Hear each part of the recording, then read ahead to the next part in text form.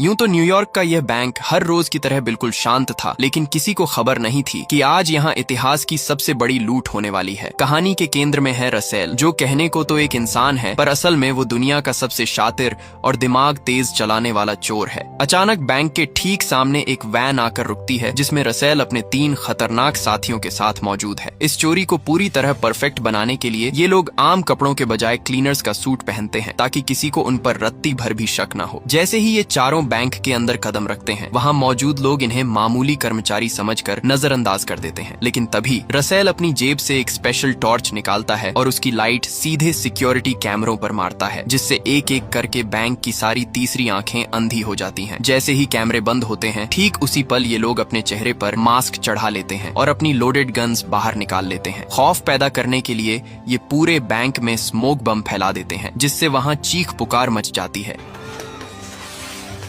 इससे पहले कि कोई कुछ समझ पाता, रसेल और उसकी टीम गन की नोक पर सबको जमीन पर लेटने पर मजबूर कर देती है। अब बैंक का पूरा कंट्रोल रसेल के हाथ में था, लेकिन तभी एक गड़बड़ हो जाती है। धुआं ज्यादा होने की वजह से थोड़ा स्मोक बैंक के गेट से बाहर निकलने लगता है, जिसे बाहर खड़ा एक सिक्योरिटी गार्ड देख लेता है। जैसे ही वो गार्ड अंदर झांकने की कोशिश करता है, ठीक उसी वक्त रसेल गेट पर आकर उस पर गन तान देता है। वो उसे 2 टूक शब्दों में चेतावनी देता है कि अंदर दर्जनों लोग उनकी कैद में हैं, और अगर पुलिस ने अंदर कदम रखने की हिमाकत की तो वो एक एक करके सबको मौत के घाट उतार देगा। इतना कहकर रसेल धौंस के साथ दरवाजा बंद कर देता है। घबराया हुआ गार्ड तुरंत हेडक्वार्टर इन्फॉर्म करता है, और देखते ही देखते यह खबर पूरे न्यूयॉर्क में आग की तरह फैल जाती है। कुछ ही मिनटों के अंदर वहाँ पुलिस की एक ऐसी भारी भरकम फौज पहुंच जाती है, जिसने पूरे इलाके को घेर लिया था। अब मुकाबला रसेल के दिमाग और पुलिस की बंदूकों के बीच था। बाहर पुलिस का पहरा सख्त होता जा रहा था और उन्होंने बैंक को चारों तरफ से घेर लिया था, लेकिन चाहकर भी कोई ऑफिसर अंदर कदम रखने की हिम्मत नहीं जुटा पा रहा था। इसकी वजह थी रसेल की वो खौफनाक धमकी, जिसमें उसने साफ कर दिया था कि अगर पुलिस की एक परछाई भी अंदर दिखी तो बैंक लाशों के ढेर में तब्दील हो जाएगा। वहीं बैंक के अंदर रसेल और उसके साथी किसी बड़ी साजिश को अंजाम देने में जुटे थे। उन्होंने सभी बंधकों को एक कतार में खड़ा कर दिया और एक एक करके उनके मोबाइल फोन जब्त करने लगे। मगर तभी रसेल की नजरों से कुछ चूक गया। बैंक मैनेजर का मोबाइल फोन कहीं गायब था। जब रसेल ने कड़क आवाज में पूछा, तुम्हारा फोन कहाँ है, तो मैनेजर ने बड़ी मासूमियत से झूठ बोल दिया कि वो अपना फोन घर भूल आया है। रसेल ने उसे आखिरी चेतावनी देते हुए कहा, अगर मैंने फोन ढूंढ निकाला तो तुम दोबारा अपने पैरों पर खड़े होने लायक नहीं बचोगे। मैनेजर अपनी बात पर अड़ा रहा, लेकिन रसेल जैसा शातिर खिलाड़ी इतनी आसानी से हार मानने वाला नहीं था। उसने बाकी लोगों के फोन चेक किए और जैसे ही मैनेजर का नंबर डायल किया, ठीक उसी पल दरवाजे के पीछे से रिंगटोन गूंज उठी। मैनेजर की यह चालाकी रसेल के गुस्से को 7वें आसमान पर ले गई। अगले ही पल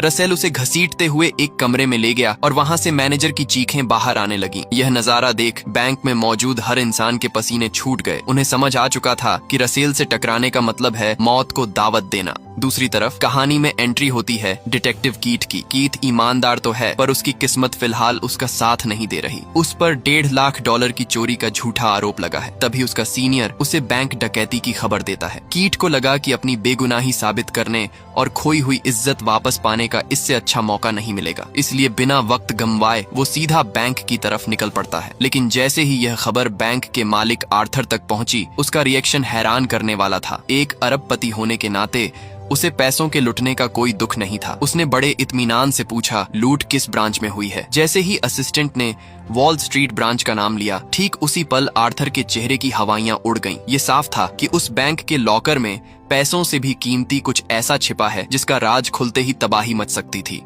घबराया हुआ आर्थर तुरंत मदद के लिए मैडलिन नाम की एक रहस्यमयी औरत से मिलता है। मैडलिन कोई आम औरत नहीं, बल्कि दिमाग से खेलने वाली एक ऐसी खिलाड़ी है जो बड़े से बड़े काम को अपनी बातों के जाल से हल कर देती है, बशर्ते उसे मोटी रकम दी जाए। आर्थर मैडलिन के सामने पैसों का ढेर लगाने को तैयार था, लेकिन उसकी शर्त बड़ी अजीब थी। उसने बताया कि उसी बैंक के वॉल्ट में एक सेफ डिपॉजिट बॉक्स नंबर 392 मौजूद है, जिसमें उसका कुछ ऐसा कीमती सामान है जिसे वो किसी भी हाल में दुनिया की नजरों से बचाना चाहता था। आर्थर ने साफ कर दिया कि वो बॉक्स किसी और के हाथ नहीं लगना चाहिए। जैसे ही मैडलिन ने खतरे की बात पूछी, आर्थर का जवाब और भी रहस्यमयी था। उसने कहा, इस बॉक्स में जो है वो तुम्हारे पैदा होने से भी पुराना है और इससे मेरे अलावा किसी और को कोई नुकसान नहीं होगा। मैडलिन उसकी आंखों में छिपे डर को भांप गई। उसे समझ आ गया कि आर्थर ने सालों पहले कुछ ऐसा संगीन गुनाह किया है जिसका सबूत आज भी उस बॉक्स में दफन है। दूसरी तरफ बैंक के अंदर रसेल और उसकी टीम अपनी चालें चल रहे थे। अपनी असली पहचान छिपाने के लिए उन्होंने एक दूसरे के फर्जी नाम स्टीव, स्टीवी और स्टीवो रखे थे। तभी रसेल एक ऐसा हुक्म सुनाता है जिससे सबके होश उड़ जाते हैं। वो सभी बंधकों को कपड़े उतारने और एक जैसे नए कपड़े और मास्क पहनने को कहता है। ठीक उसी पल ये चारों लुटेरे भी वही कपड़े पहन लेते हैं। रसेल का दिमाग बड़ी तेजी से चल रहा था। अब बैंक के अंदर हर शख्स एक जैसा दिख रहा था, ताकि अगर पुलिस अंदर घुसे भी तो वो चोर और आम इंसान के बीच फर्क न कर सके। इसके बाद रसेल अपने साथियों को लेकर एक स्टोर रूम में पहुंचता है और वहां की दीवारें देखकर बस इतना ही कहता है, ये जगह बिल्कुल परफेक्ट है। अगले ही पल ये लोग वहां खुदाई का काम शुरू कर देते हैं। बाहर डिटेक्टिव कीथ कंट्रोल रूम में बैठकर सीसीटीवी खंगालने की कोशिश कर रहा था, लेकिन स्क्रीन पर सिर्फ अंधेरा था क्योंकि रसेल पहले ही कैमरों का काम तमाम कर चुका था। तभी बैंक का दरवाजा खुलता है और एक बंधक को बाहर धकेला जाता है। उस आदमी की आंखों पर पट्टी थी, हाथ बंधे थे और गले में एक भारी सूटकेस लटका था। जैसे ही पुलिस ने उसकी आंखों की पट्टी खोली, उसकी लंबी दाढ़ी देख सबके पसीने छूट गए। पुलिस को लगा कि सूटकेस में कोई बम होगा, लेकिन जैसे ही उसे खोला गया अंदर से मौत का फरमान निकला। रसेल का मैसेज साफ था कि रात के 9 बजे तक उन्हें 2 बसें और एक फुल फ्यूल वाला जेट प्लेन तैयार चाहिए। अगर मांग पूरी नहीं हुई तो 9 बजे के बाद हर एक घंटे में एक लाश बैंक से बाहर आएगी और उसका जिम्मेदार सिर्फ पुलिस विभाग होगा। वक्त तेजी से फिसल रहा था और अब पुलिस के पास सोचने के लिए सिर्फ चंद घंटे बचे थे। तभी हम बैंक के अंधेरे बेसमेंट का मंजर देखते हैं, जहां सभी बंधकों को एक कमरे में भेड़ बकरियों की तरह ठूंस दिया गया था। इसी दम घोंटू माहौल में एक लड़का हिम्मत दिखाता है और अपना मास्क उतार फेंकता है। उसका कहना था कि इस नकाब में घुटकर मरने से अच्छा है कि वो गोली खा ले। उसे समझ आ चुका था कि इन लुटेरों ने सबको एक जैसे कपड़े सिर्फ इसलिए पहनाए हैं ताकि पुलिस की कार्रवाई के वक्त असली गुनहगारों की जगह बेगुनाह मारे जाएं। वो लड़का पागलों की तरह शोर मचाना शुरू कर देता है और जैसे ही उसकी आवाज रसेल के कानों तक पहुंचती है, रसेल बिजली की तेजी से वहां आता है और उसे घसीटते हुए दूसरे कमरे में ले जाकर बेरहमी से पीटना शुरू कर देता है। बाहर कंट्रोल रूम में बैठा डिटेक्टिव कीथ बुरी तरह छटपटा रहा था। उसे समझ नहीं आ रहा था कि इन शातिर दिमागों को जाल में कैसे फंसाया जाए। ठीक उसी वक्त रसेल का एक मैसेज पुलिस के पास पहुंचता है, जिसमें वो भूख का हवाला देकर खाने की मांग करता है। ये सुनते ही कीट के चेहरे पर एक चमक आ जाती है। उसके दिमाग में एक मास्टर प्लान कौंधता है कि क्यों न खाने के बहाने बैंक के अंदर एक जासूसी चिप यानी माइक्रो ट्रांसमीटर भेज दिया जाए। कीट ने जानबूझकर पिज्जा ऑर्डर किया क्योंकि उसे पता था कि पिज्जा खाने के लिए सबको एक जगह इकट्ठा होना ही पड़ेगा। पुलिस ने पिज्जा बॉक्स में ट्रांसमीटर फिट किया और उसे अंदर भिजवा दिया। अब पूरा कंट्रोल रूम सन्नाटे में हेडफोन लगाए बैठा था, यह सुनने के लिए कि आखिर अंदर चल क्या रहा है। जैसे ही रिकॉर्डिंग शुरू हुई, पुलिस के होश उड़ गए। अंदर रॉबर्स किसी ऐसी अनजान भाषा में बात कर रहे थे जिसे पहचानना नामुमकिन था। कीट हार नहीं मानता और उस रिकॉर्डिंग को बाहर लगे बड़े स्पीकर्स पर बजवा देता है। तभी भीड़ में से एक औरत चिल्लाकर कहती है कि वो इस भाषा को जानती है। उसे तुरंत अंदर लाया जाता है, लेकिन पूरी बात सुनते ही वो औरत ठहाके मारकर हंसने लगती है। उसने खुलासा किया कि यह कोई बातचीत नहीं बल्कि अल्बेनिया के पूर्व राष्ट्रपति की एक पुरानी रिकॉर्डेड स्पीच है। रसेल पुलिस की चाल को पहले ही भांप चुका था और उसने ट्रांसमीटर के सामने टेप चलाकर पूरी पुलिस फोर्स को एक झटके में बेवकूफ बना दिया। इसी घमाघमी के बीच एंट्री होती है मैडलिन की, जो न्यूयॉर्क के मेयर के साथ कीथ से मिलने पहुंचती है। मेयर कीथ पर दबाव डालता है कि वो मैडलिन की बात रॉबर्ट्स के लीडर से करवाए, पर कीथ अपनी जिद पर अड़ा था। मगर जैसे ही मैडलिन ने उसके ऊपर चल रहे $1.5 लाख की चोरी के केस का जिक्र किया, कीथ के पास समझौता करने के अलावा कोई रास्ता नहीं बचा। कीथ फोन लगाता है और रसेल कॉल उठा लेता है। मैडलिन उसे ऑफर देती है कि वो उसे बैंक की लूट से कहीं ज्यादा रकम दिला सकती है, बस उसे बैंक के अंदर जाकर एक सेफ डिपॉजिट बॉक्स से कुछ सामान निकालना है। रसेल उसे अंदर आने की इजाजत दे देता है। चंद मिनटों बाद रसेल और मैडलिन आमने सामने थे। मैडलिन उसे सरेंडर करने के बदले $20 लाख और कम सजा का वादा करती है, लेकिन तभी रसेल एक ऐसा पत्ता फेंकता है कि मैडलिन के पैरों तले जमीन खिसक जाती है। रसेल उससे पूछता है कि क्या तुम लॉकर नंबर 392 की बात कर रही हो? जब मैडलिन हकबका जाती है, तब रसेल उसे एक ऐसी खौफनाक कहानी सुनाता है जो दूसरे विश्व युद्ध से जुड़ी थी। उसने बताया कि कैसे एक गद्दार अमेरिकी ने नाजी सैनिकों का साथ देकर मासूमों के खून से दौलत कमाई और आज वो आलीशान जिंदगी जी रहा है। रसेल ने कुछ पुराने दस्तावेज दिखाते हुए साफ कर दिया कि ये वही सबूत हैं जो उस लॉकर में दफन थे। अब रसेल के पास उस अमीर आदमी की बर्बादी का सारा सामान था। उसने मैडलिन को खाली हाथ लौटाते हुए चेतावनी दी कि अगर वो वो पकड़ा गया तो उस आदमी का असली चेहरा पूरी दुनिया के सामने आ जाएगा। मैडलिन समझ चुकी थी कि रसेल कोई मामूली चोर नहीं बल्कि एक ऐसा खिलाड़ी है जिसने शतरंज की पूरी बाजी ही पलट दी है। वो हार मानकर बैंक से बाहर निकल आती है। जैसे ही मैडलिन बाहर आती है, डिटेक्टिव कीट उससे सवाल करता है कि आखिर रसेल से उसकी क्या बात हुई, लेकिन मैडलिन एक पत्थर की तरह खामोश रहती है और बिना कुछ कहे वहां से निकल जाती है। इधर बैंक के अंदर रसेल अपनी शतरंज की बिछाई हुई बाजी का अगला हिस्सा शुरू करता है। उसकी साथी स्टीवी एक कमरे में घुसती है और वहां से 4 बंधकों को जबरन उठाकर एक अलग केबिन में बंद कर देती है। बाहर आने के बाद स्टीवी खुद जोर जोर से चिल्लाने लगती है और तभी उसका दूसरा साथी आकर उसे भी उन्हीं बंधकों के साथ केबिन में धकेल देता है। दरअसल ये रसेल का सबसे खतरनाक पैंतरा था। चोर अब खुद को बंधकों की भीड़ में इस तरह मिक्स कर रहे थे कि दुनिया का कोई भी कैमरा उन्हें पहचान नहीं सकता था। और ठीक उसी वक्त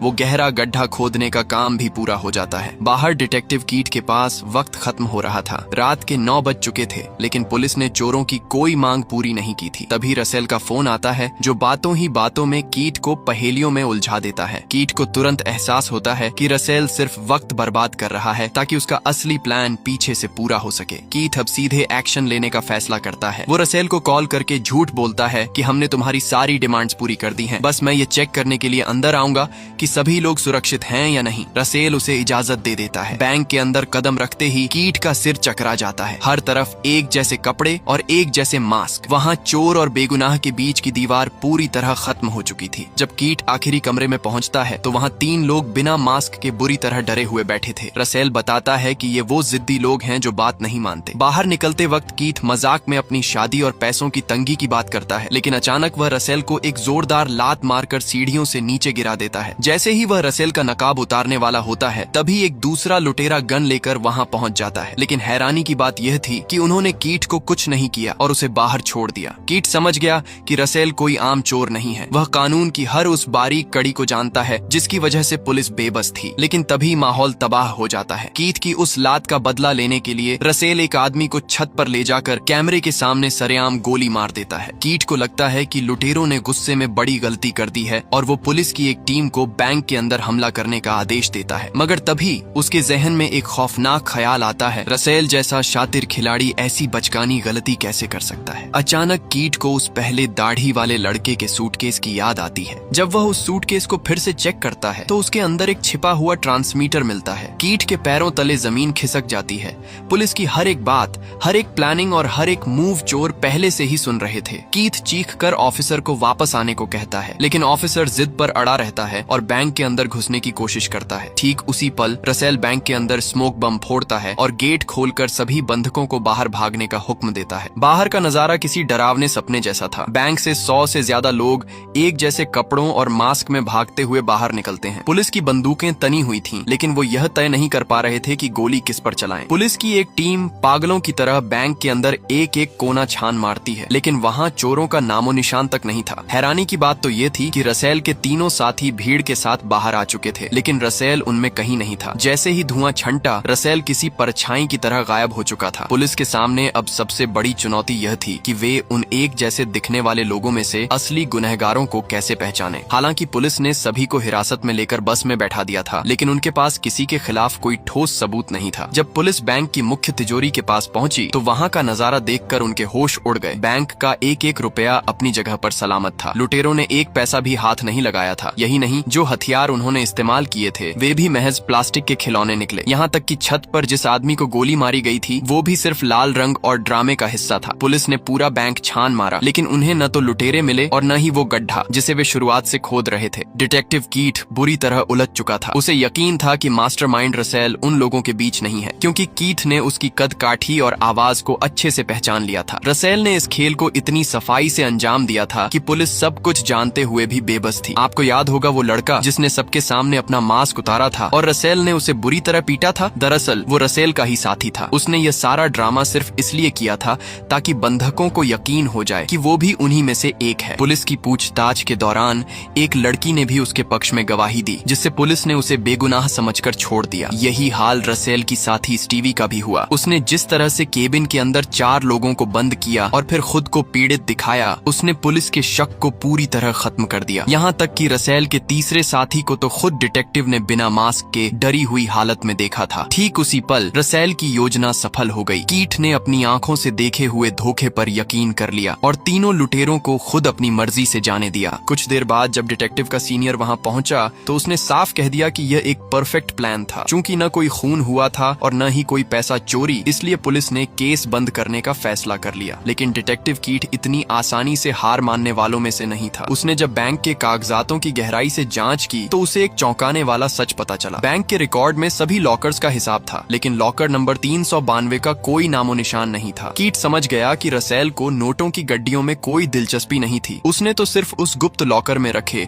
उस बेशकीमती और रहस्यमयी सामान को चुराने के लिए यह पूरा खेल रचा था। दूसरी ओर बैंक के मालिक आर्थर के पास मैडलिन पहुंचती है और उसे एक कड़वा सच बताती है। मैडलिन के मुताबिक वे दस्तावेज अब लुटेरों के कब्जे में हैं और उन्होंने इसे एक इंश्योरेंस की तरह अपने पास रखा है ताकि अगर भविष्य में वे कभी पकड़े जाएं तो आर्थर को उन्हें छुड़ाने के लिए मजबूर किया जा सके। मैडलिन इतनी नादान नहीं थी। उसे पता था कि चोरों ने सिर्फ कागजों के लिए इतना बड़ा जोखिम नहीं उठाया। उसने आर्थर को बेनकाब करते हुए कहा कि उस लॉकर में बेशकीमती हीरे भी थे। आर्थर हार मान लेता है और एक और खौफनाक राज खोलता है। उन हीरों के साथ वहां एक ऐसी अंगूठी भी थी जो पेरिस के एक बड़े बैंकर की पत्नी की थी। वर्ल्ड वॉर 2 के दौरान आर्थर ने चंद पैसों की खातिर अपने दोस्त के पूरे परिवार को नाजियों के हवाले कर दिया था। आर्थर चुप रहने की कीमत के तौर पर मैडलिन को एक मोटा चेक थमाता है, लेकिन उसे अंदाजा नहीं था कि खेल अभी खत्म नहीं हुआ है। एक हफ्ता बीत जाता है। दुनिया को लग रहा था कि रसेल गायब हो चुका है, लेकिन हैरानी की बात तो यह थी कि वो कहीं गया ही नहीं था। वो अभी भी उसी बैंक के अंदर था। आपको रसेल का वो परफेक्ट स्टोर रूम याद होगा। रसेल और उसकी टीम ने बड़ी चालाकी से अलमारियों को आगे खिसकाकर पीछे एक गुप्त जगह बना ली थी। वहाँ खोदा गया गड्ढा कोई सुरंग नहीं, बल्कि एक हफ्ते तक रसेल के वहाँ छिपे रहने का इंतजाम था। जैसे ही एक हफ्ता पूरा होता है, रसेल हीरों से भरा बैग लेकर बेहद इत्मीनान से बाहर निकलने लगता है। ठीक उसी पल डिटेक्टिव कीट भी बैंक में दाखिल हो रहा होता है। रसेल के साथियों ने उसे पहले ही अलर्ट कर दिया था। रसेल ने अपना वादा निभाया। वो जानबूझकर कीट से टकराया और उसी के सामने से उसी मैन गेट से बाहर निकल गया। रसेल अब करोड़पति बन चुका था, क्योंकि वे हीरे किसी रिकॉर्ड में थे ही नहीं। जब डिटेक्टिव कीट खाली हो चुके लॉकर नंबर 392 को खोलता है तो उसे वहाँ एक चिंगम और वही पुरानी अंगूठी मिलती है। साथ ही एक छोटा सा मैसेज की रिंग का पीछा करो। कीट समझ जाता है कि रसेल चाहता है कि वो इस अंगूठी के जरिए आर्थर के पापों का अंत करे। कीट सीधा आर्थर के पास पहुंचता है और उस अंगूठी को मेज पर पटकते हुए उसे अंजाम भुगतने की चुनौती देता है। इतना ही नहीं, कीट मैडलिन और मेयर को भी नहीं छोड़ता। उसे पता था कि ये सब एक ही थाली के चट्टे बट्टे हैं। वो उन्हें वॉर क्राइम डिपार्टमेंट का नंबर थमाते हुए धमकी देता है कि अगर उन्होंने आर्थर के खिलाफ गवाही नहीं दी तो वो उन दोनों को भी बैंक रॉबरी की साजिश में शामिल बताकर सलाखों के पीछे भेज देगा। कहानी के आखिरी सीन में कीट अपने घर पहुंचता है। जब वो अपनी कोट की जेब में हाथ डालता है तो उसके हाथ एक चमकता हुआ हीरा लगता है। ठीक उसी पल उसे याद आता है कि बैंक के बाहर टकराने वाला वो शख्स कोई और नहीं बल्कि रसेल था। रसेल ने उस हीरे के जरिए अपना वादा भी पूरा किया और कीट को उसकी शादी के लिए वो पैसे भी दे दिए जिसकी उसे तलाश थी। कीट उस हीरे को देखकर मुस्कुरा उठता है और इसी के साथ एक परफेक्ट बैंक रॉबरी की यह दास्तान खत्म हो जाती है। अगर आपको यह कहानी और हमारा नरेशन स्टाइल पसंद आया तो चैनल को सब्सक्राइब करना और वीडियो को लाइक करना बिल्कुल न भूलें।